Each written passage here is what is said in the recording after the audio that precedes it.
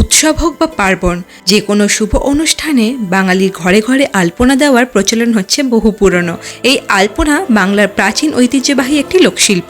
মূলত চালের গুঁড়ো, আটা, খড়িমাটি বা বিভিন্ন রং ব্যবহার করে করা হয় বিভিন্ন নকশা।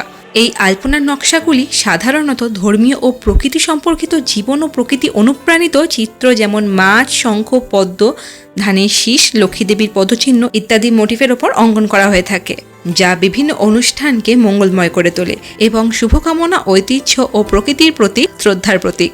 আধ্যাত্মিক ও সামাজিক অনুষ্ঠানের অবিচ্ছেদ্য অংশ এই আলপনা কেবল মঙ্গল চিহ্ন হয়েই থাকেনি, এটি শিল্পীর রুচি, সৃজনশীলতা এবং অভিজ্ঞতাকে প্রতিফলিত করে এবং সময়ের সাথে সাথে শিল্পের পরিবর্তন ও বিবর্তনকেও তুলে ধরে। এবং পরপর 3টে কালারফুল আলপনা আমার একেবারেই কমপ্লিট হয়ে গেছে। আলপনাগুলো কেমন হয়েছে জানিও, সাথে কিন্তু লং ভিডিওটাও আপলোড করা রয়েছে, এক্ষুনি যাও আর দেখে নাও।